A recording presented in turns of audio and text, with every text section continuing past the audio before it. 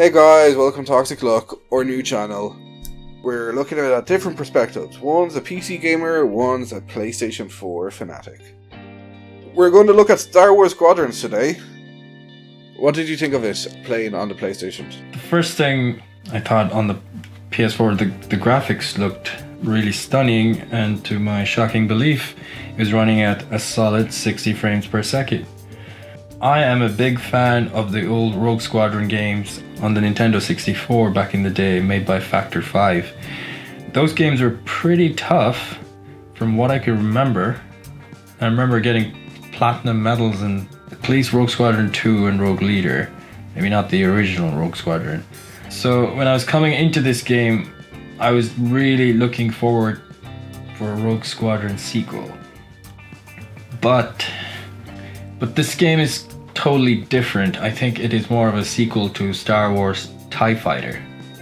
Yeah, totally, 100%. Ian Fraser, the game director, said that this game is inspiration of TIE Fighter, and he takes direct inspiration from that series.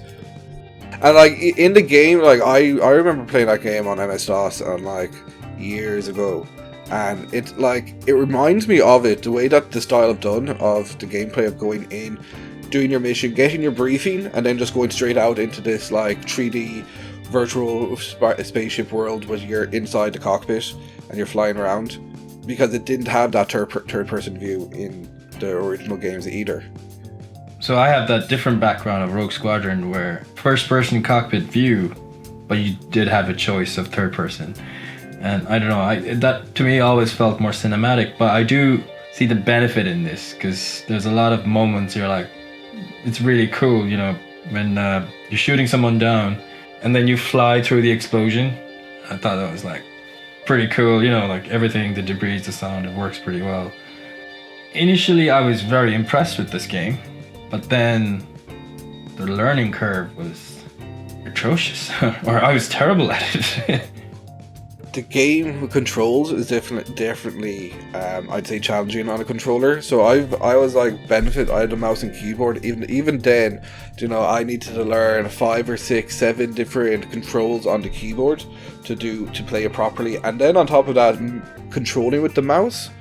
There was a time when I kept rolling around, so I kept disorientating myself, going around and around, and I started because I'm used to playing first person shooter on the keyboard, so WASD keys are not the same, and then I found it's all very throttle control.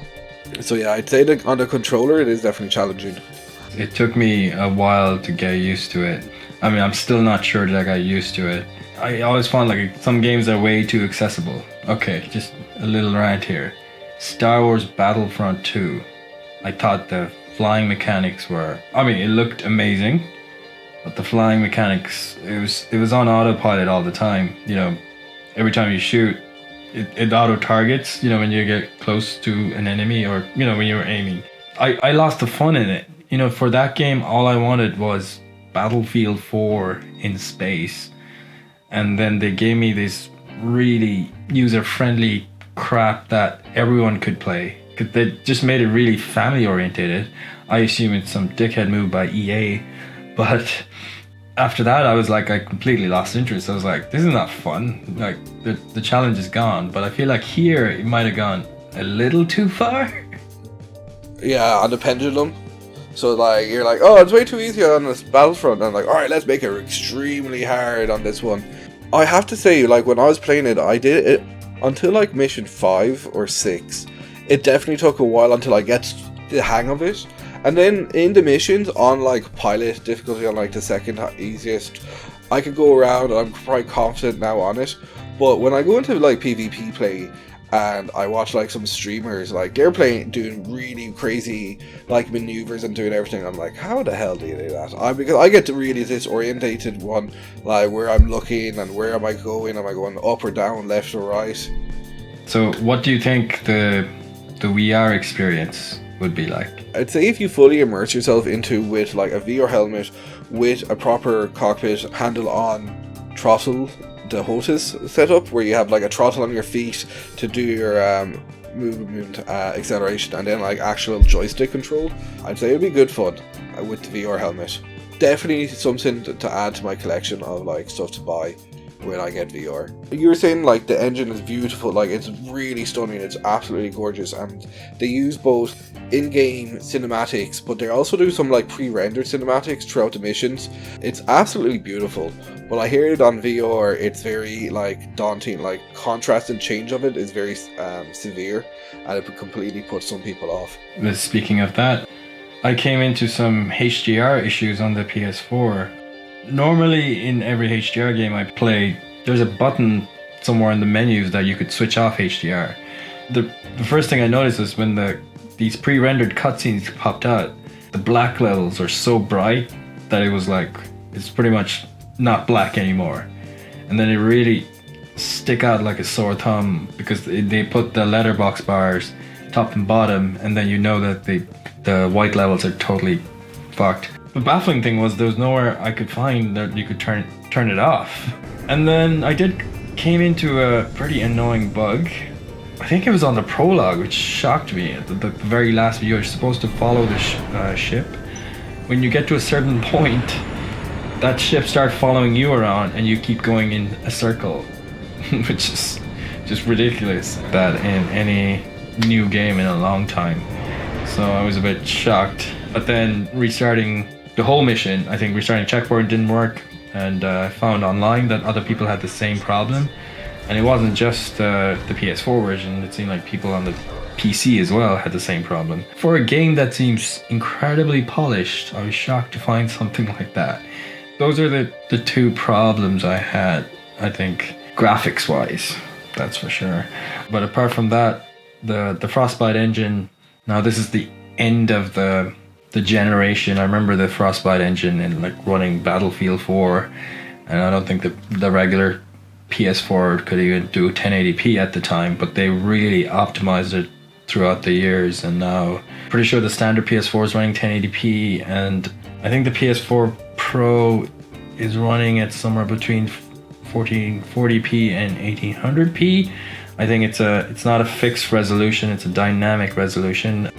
If you go out, check out Digital Foundry, those guys are the best when it comes to frame rate and resolution analysis, but it's a solid looking game. Oh no, it's absolutely beautiful. And like I always kind of wonder, like it's only like 5v5 online. Like they're pushing the engine so hard. I wonder could they actually increase it to increase like 10v10, or like what is the maximum player range on that game to really force it out? So I did come across an article saying the game didn't hit the sales target of like the release few days. Oh yeah. So I'm not sure will EA is gonna support it in any way with additional content. So like this is the like horrific part, because they could easily do out DLC missions for like they can break out and monetize this in loads of different ways. So they need to fix their PvP online system because the lobby system is terrible. But they have operations. They could totally add in like a battle pass of $4.99 of it, and that'll allow like them to level through that operation, which is a 60-day operation. And then that can bring in more cash. They can totally offer new DLC content for new missions, and they should bring in like, at the moment they have like PvP or versus AI, but what they should have is bring in a co-op type style where you like do different missions daily with a different squadron, so you and your friends can just do co-op versus the AI missions. Small different tweakings of their game modes would completely change the sales of it. But like they still have a lot of stuff that they need to work on. But like the engine and their space combat and their ships, they've done a beautiful job there, and that's very polished. So they just need to, I think, change the game modes, update the game modes, add in a few new ones, and they could be on to a real winner in a year or two, even bringing out a second version, a second copy. But it's surprising that they didn't hit their... I don't know, like it is a cheap budget. Saying that, it's not. It is budget at €40, $40 coming out, or cheaper if you pre-ordered. But I definitely can see it going on sale a lot sooner to try and recoup the costs, and it's definitely like a solid 10 to 15 hour single player content in there. Yeah, no, I mean, it's if you like this sort of game, this is any flying game, it's a good experience, that's for sure. It's hard to start it, but it is very difficult to master. But this will be a game, I think, the more time you put in it, the more you get out of it. But it might not suit everyone. How would you rate it as a PC gamer?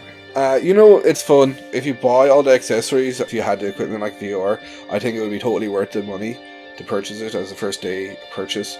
EA and Steam have like partnership now, so EA games are on Steam. So like wait for a Steam sale, definitely on be either a Star Wars franchise or an EA or franchise sale, and get it at a cheaper rate and just play it in a weekend. I'd say wait until it's on sale, but definitely get it. So as a console gamer, how would you rate it? If you're a massive Star Wars fan, I would jump out there and buy it. I say you will 100% find a lot of value in it. As a casual gamer, you might be looking for a little more content from a spaceflight sim. I have to admit, the combat, once you get the hang of things, is really good, but there's just something lacking in it. For example, I feel like the game was built on completely VR in mind. In the hangar moments, in between the missions, and you are talking to NPCs, and you're kind of like stuck in the same place, looking around, pressing a button.